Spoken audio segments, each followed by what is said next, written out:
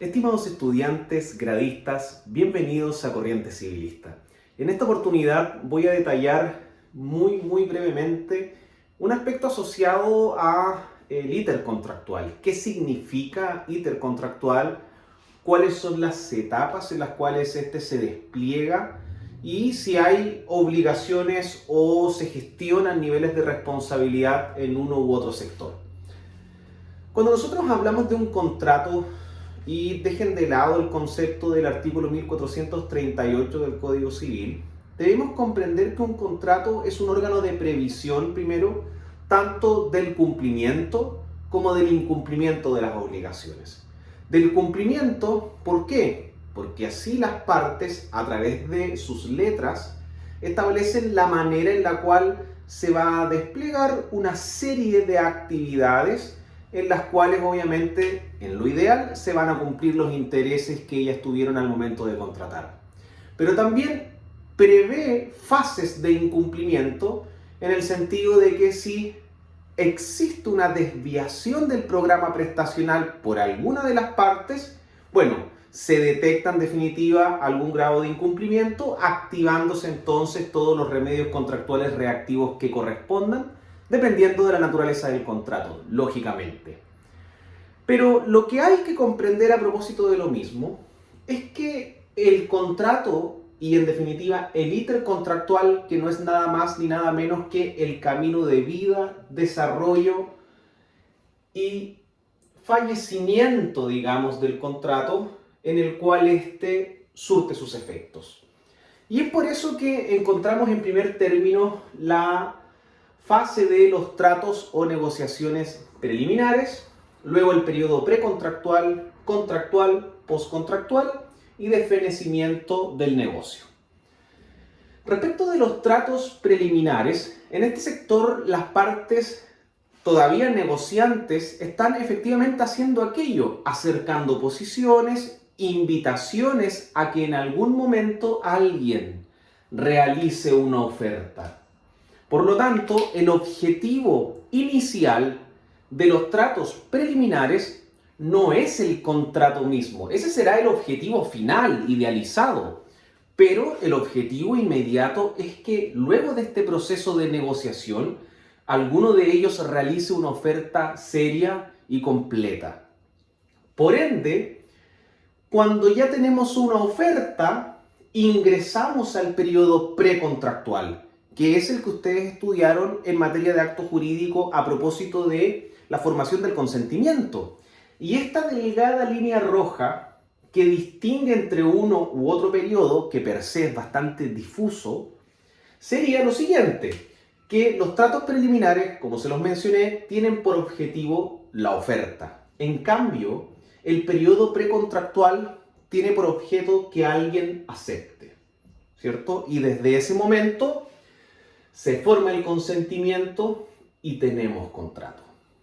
Ahora, ¿en estos periodos existen obligaciones? Claro que sí.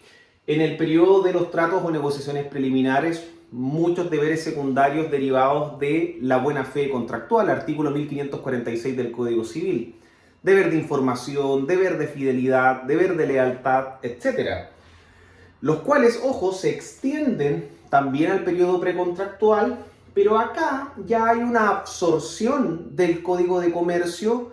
Recordemos que el proceso de formación del consentimiento no está regulado en el Código Civil, en el cual se sanciona al oferente si es que éste se retracta, por ejemplo, de forma intempestiva, etc. Por lo tanto, vemos que en estos periodos es posible responsabilizar al otro. Pero ojo, si hay responsabilidad, por ende, daños que indemnizar, el estatuto aplicable es el de la responsabilidad extracontractual, porque todavía no hay un contrato. Mientras no haya habido aceptación, no tenemos efectivamente ese tipo de convención, sino que estamos en un status quo en el cual se estaban acercando posiciones, pero todavía no era ley para las partes, de conformidad al artículo 1545 del Código Civil.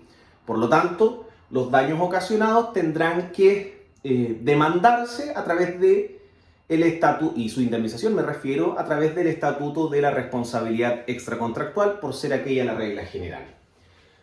El periodo contractual propiamente tal es aquel momento exacto en el cual se celebra el contrato y se despliegan las obligaciones esenciales,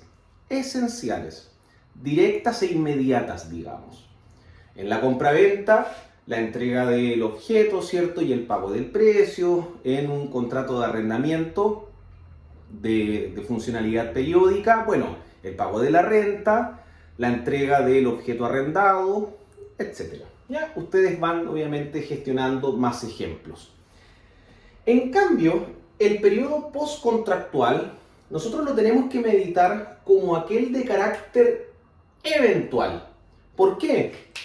Porque se traduce en la activación de ciertas obligaciones eventuales, de ciertas obligaciones accesorias que por uno u otro motivo pueden activarse en beneficio de uno u otra de las partes.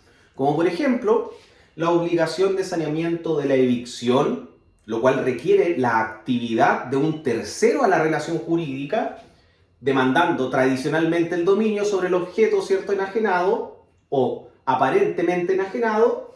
Y luego, otro ejemplo lo encontramos a través de la obligación de saneamiento de los vicios redhibitorios, sea esto en el contrato de compraventa, de permuta o de arrendamiento, en el cual, a propósito de vicios ocultos que infectaban el correcto funcionamiento y disfrute del objeto comprado o arrendado o permutado, etc., bueno, el otro de los contratantes, el vendedor en este caso, o el arrendador, etcétera, tendrá que hacerse cargo de los daños, ¿cierto? Y a propósito de lo mismo, podrá optar el arrendatario o el comprador por la utilización de la acción redhibitoria o de la acción quanti minoris o de reducción de precios si fuese el caso. Pero, como se puede observar, siguen siendo eventuales porque están sujetas a ciertas condiciones nefastas del desarrollo contractual.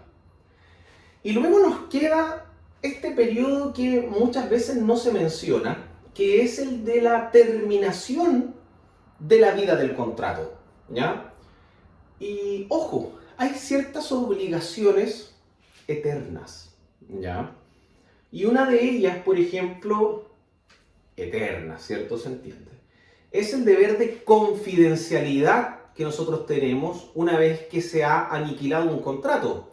Típico caso del mandato. Mandante y mandatario, al ser este un contrato de confianza, es lógico pensar que entre ellos se traslucen eventos familiares, eventos íntimos, incluso eventos delictivos, los cuales obviamente generan una obligación de confidencialidad, correlativamente de fidelidad eterna, puesto que ninguno de ellos puede divulgar a otra persona, sin la autorización de su ex cocontratante, las informaciones que se les ha entregado por regla general, ¿ya?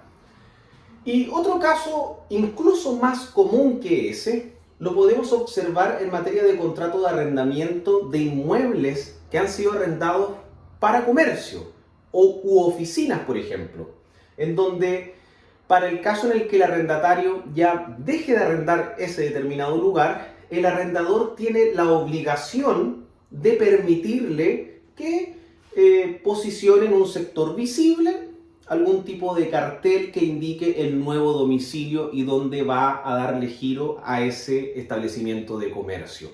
Esa obligación no aparece en ninguna ley positiva como tal, ni en el Código de Comercio claramente, ni en la legislación civil o en la ley asociada a los predios urbanos en materia de arrendamiento, sino que es costumbre. Y recordemos que, claro, de conformidad a nuestra legislación, la costumbre, la legislación común me refiero, la costumbre va a tener aplicación una vez que la ley se remita a ella. Ese es el caso del arrendamiento. Nuestro Código Civil sostiene que en materia de contrato de arrendamiento, la costumbre obviamente va a tener aplicación. Y en este campo, cuando estamos hablando del arrendamiento de inmuebles para giro comercial, es una obligación para el arrendador permitir la visibilidad de un cartel que indique el nuevo domicilio. Por lo tanto, Esto es el íter contractual. Podríamos decir que es un camino biológico idéntico al del ser humano, en el cual nace, ¿cierto? Se desarrolla, tiene ripios y fallece. Y en ese campo nosotros podemos comprender que tanto la buena fe actúa no solamente en la fase de ejecución del contrato, sino que ex ante, y que en cada una de esas etapas invade obviamente el principio de la responsabilidad civil, atento a cualquier daño que deba indemnizarse. Cuídense, que estén muy bien. Chao, chao. Nos vemos en una próxima oportunidad.